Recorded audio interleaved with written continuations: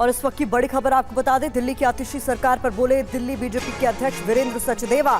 भ्रष्टाचारी चेहरा जरूर बदला, चरित्र वही, सिर्फ चुनावी घोषणाएं और वादे होंगे।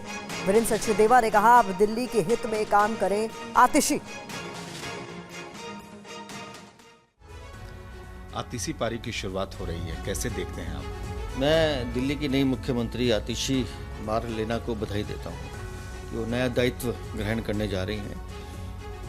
लेकिन आम आदमी पार्टी के जो सरकार का जो भ्रष्टाचारी चेहरा है, वो चेहरा जरूर बदला है लेकिन चरित्र नहीं बदला है। वही लोग हैं पुराने, कोई पुरानी शराब को नई बोतल में डाल के परोसा जा रहा है। लेकिन नया दायित्व ले रही हैं तो उनसे अपेक्षाएं हैं लोगों को, क्योंकि समय कम है काम करने का, सिर्फ चुनावी घोषणाएं इन्होंने करनी है, झूठे वादे करने हैं।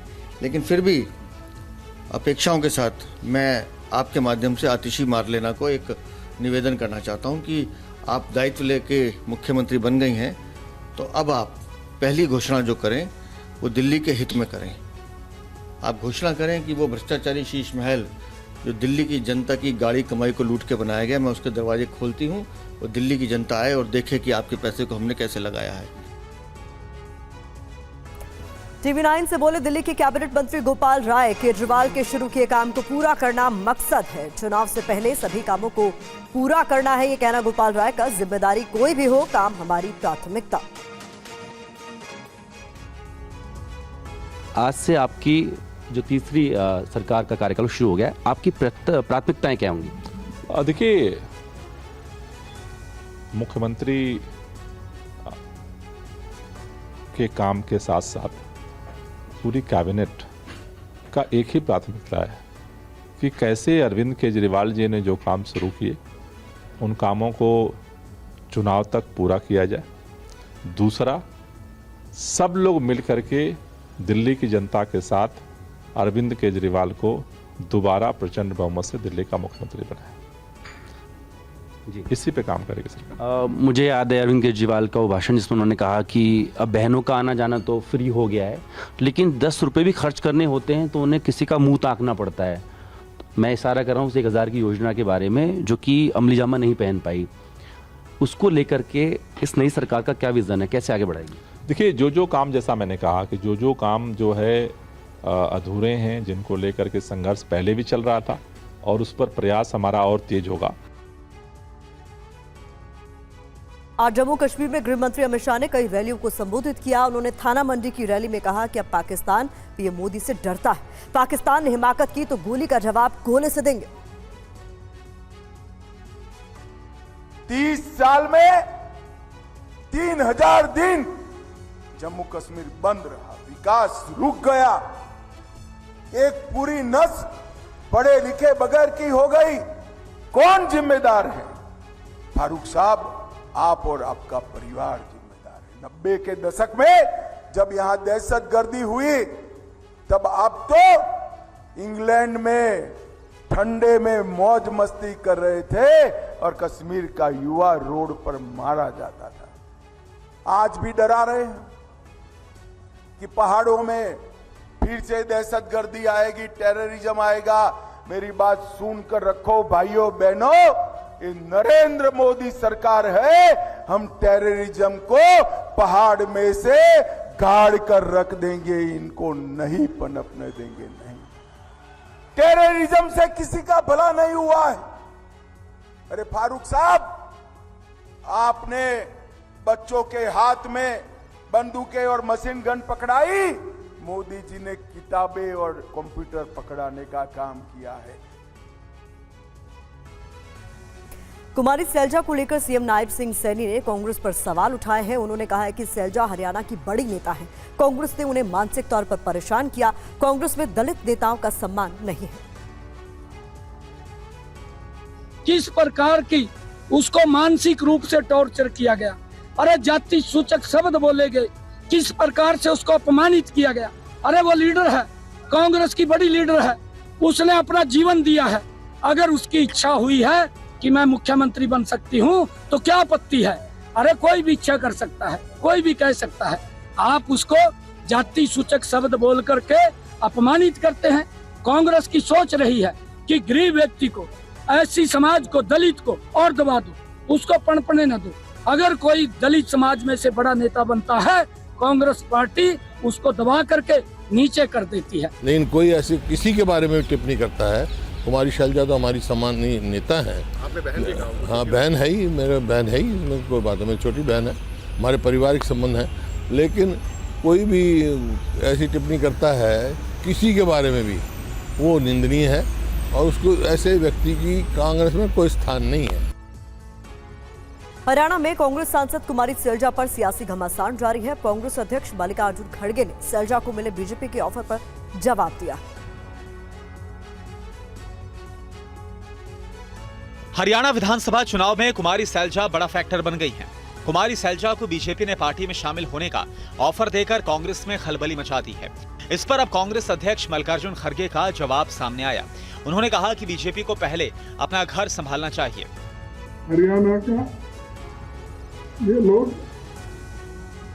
हमारी चिंता बहुत है, उनकी चिंता पहले करने दो ना। वहाँ इतना फूट हो रहा है, इतने लोग छोड़ के चले गए। सैलजा की नाराजगी पर पूर्व मंत्री अनिल विज ने कहा कि कांग्रेस में महिला नेताओं का सम्मान नहीं। कांग्रेस पार्टी में महिलाओं का सम्मान नहीं, और जिस प्रकार के बयान उन्होंने कुमारी शैलजा जी के द्वारा जातिवाद बयान दिए, उनको कोई भी बर्दाश्त नहीं कर सकता। मुंबई के धारावी इलाके में मस्जिद के अवैध हिस्से को गिराने का काम रोक दिया गया है। बीएमसी ने कहा है कि मस्जिद कमेटी ने 4 से 5 दिन में अतिक्रमण हटाने का वादा किया। तस्वीरें मुंबई के धारावी की है। यहां महबूब ए सुभानी मस्जिद के अवैध हिस्से को गिराया जाना था। बीएमसी की टीम सुबह 9 बजे धारावी की 90 फीट रोड पर पहुंची। खबर लगते ही भीड़ मस्जिद के पास पहुंच गई। प्रदर्शनकारियों ने बीएमसी की 2 गाड़ियों में तोड़फोड़ भी की। हालात संभालने के लिए बड़ी तादाद में पुलिस को तैनात किया गया। तनाव बढ़ने की वजह से बीएमसी ने आज डेमोलिशन एक्शन को रोक दिया। मस्जिद कमेटी को अतिक्रमण हटाने के लिए कुछ दिन का वक्त दिया गया है। निष्कासन की कार्रवाई थी, तो आज के लिए बीएमसी ने स्थगित कर दी है। अभी धारावी में पूरी तरह से शांति बनी हुई है। तो मस्जिद कमेटी ने कहा है कि अवैध निर्माण हटा लेंगे। बीएमसी ने भी मस्जिद कमेटी की मांग को मान लिया है। मौके पर पहुंची कांग्रेस नेता वर्षा गायकवाड़ ने भी लोगों से शांति बनाए रखने की अपील की है। संयम बनाए रख के, धारावी सबको पता है कि हम सब एक है, सब लोग साथ में मिलकर यहाँ पे लड़ाई लड़ने का, चाहे मंदिर हो, चाहे मस्जिद हो, चाहे चर्च हो, चाहे गुरुद्वारा हो, चाहे बुद्ध विहार हो, हम सब लोग एक दूसरे की लड़ाई में हमेशा ही शामिल रहे और एक दूसरे के साथ खड़ा रहते हैं। तो सबने आज यहाँ पे आगे वही बात की। उदयपुर के गोगुंदा में आदमखोर तेंदुए से निपटने के लिए अब स्थानीय प्रशासन ने सेना की मदद ली है। तेंदुआ 3 लोगों का शिकार कर चुका।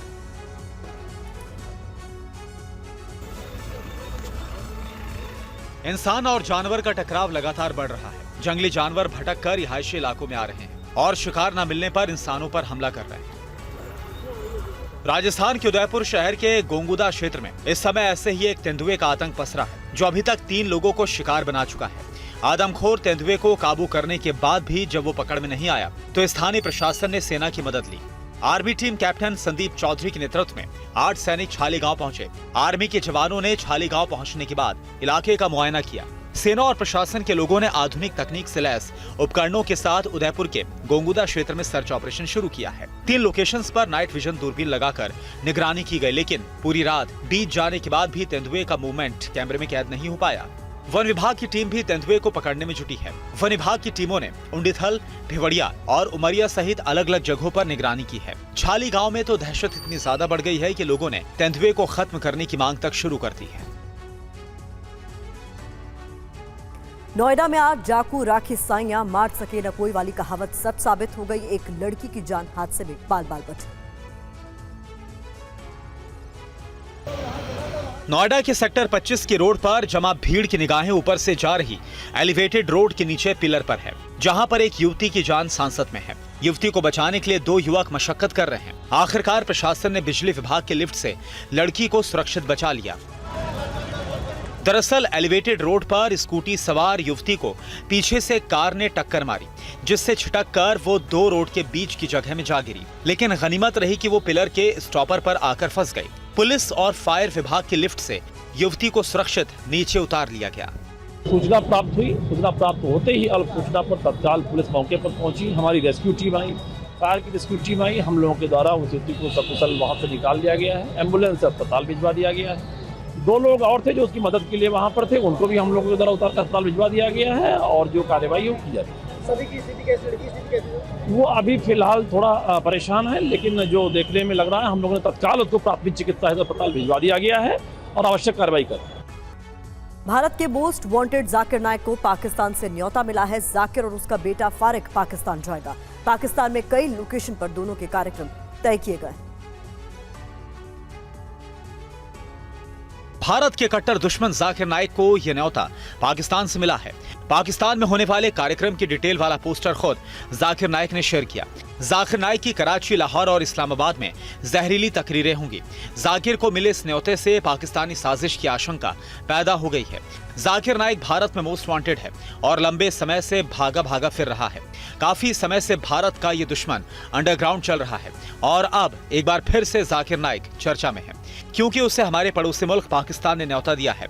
हैरानी की बात यह है कि इस बार आमंत्रण सिर्फ जाकिर नाइक को ही नहीं है, बल्कि उसकी नफरती सल्तनत के वारिस फारिक को भी मिला है। आखिर भारत के 2 दुश्मनों में इतनी करीबी एकाएक कैसे बढ़ने लगी है? इस्लामिक उपदेशक जाकिर नाइक हिंदुस्तान के खिलाफ नफरती एजेंडा रखता है। जहरीली तकरीरों के जरिए जाकिर भारत के खिलाफ जहर उगलता रहा है। जाकिर फिलहाल मनी लॉन्ड्रिंग के संगीन मामलों के अलावा नफरती बयान के मामले में फरार है। उसके खिलाफ UAPA के तहत केस दर्ज किया गया है। मलेशिया से जाकिर नाइक के प्रत्यर्पण के लिए लगातार कोशिशें हो रही हैं।